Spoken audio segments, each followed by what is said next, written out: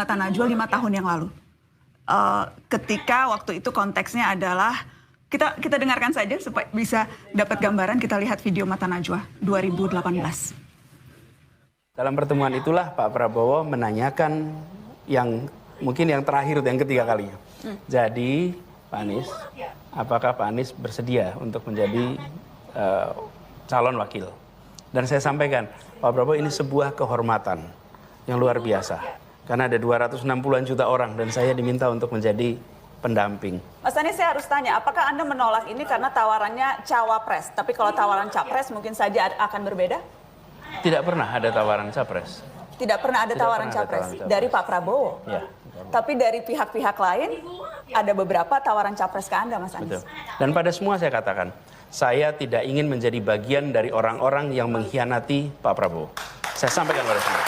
Begitu Pilpres selesai, saya bertemu dengan Pak Prabowo. Dan saya sampaikan kepada Pak Prabowo, saya sampaikan pertama, mission accomplished. Tugas yang dititipkan kepada saya untuk di Jakarta dari PKS, dari Gerindra, telah saya laksanakan dan alhamdulillah mission accomplished. Pak Prabowo, saya tidak akan memotong proses pencalonan Pak Prabowo dan proses kampanye Pak Prabowo. Dan komitmen itu saya pegang. Siapapun yang bertemu dengan saya, mendiskusikan soal ini, selalu saya katakan bahwa saya memiliki komitmen dengan Pak Prabowo. Jadi, ketika ada yang datang mendiskusikan, saya sampaikan, selama ini ada Pak Prabowo, saya tidak mau memikirkan, not even thinking.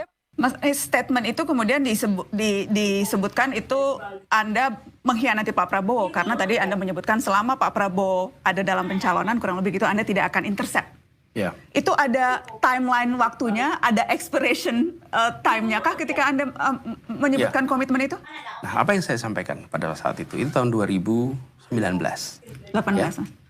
Oh 18, maaf, tahun 2018. Nah, pada saat itu saya belum bertugas 1 tahun di Jakarta. Jadi tadi saya menyebutnya selesai Pilpres, sebetulnya maksudnya selesai Pilkada. Selesai Pilkada saya sampaikan Pak Prabowo bahwa saya akan fokus di Jakarta 5 tahun. Jadi ketika setahun kemudian saya diundang menjadi cawapres, diundang menjadi capres, saya katakan tidak. Ketika jadi cawapres saya bilang sama Pak Prabowo bahwa saya berjanji 5 tahun di Jakarta dan Pak Prabowo mengatakan itu. Jawaban saya itu sama Pak Prabowo dikatakan kalau tidak salah pada saat beliau mau mencalonkan.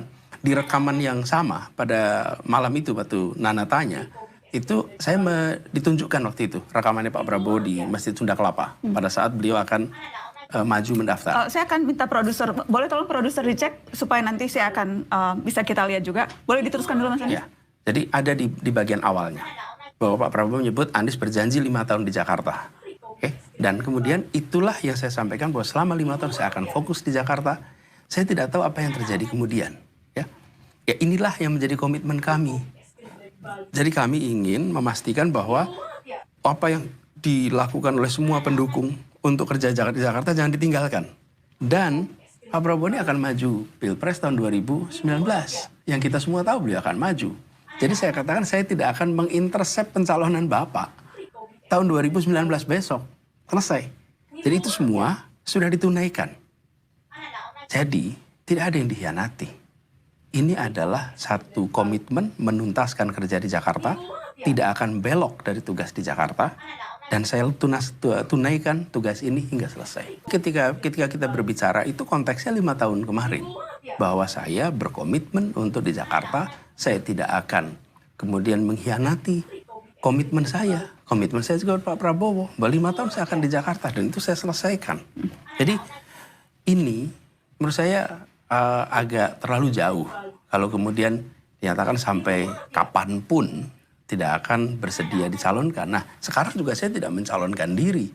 Saya sedang bertugas di Jakarta, dicalonkan oleh partai yang pada saat pilkada juga tidak mendukung saya. Yang mendukung saya adalah PKS. Dan sejak kemudian dicapreskan oleh Nasdem, apakah sudah sempat bertemu dan berbincang dengan Pak Prabowo? Belum. Saya waktu itu menyampaikan permintaan untuk berjumpa, belum dapat waktu.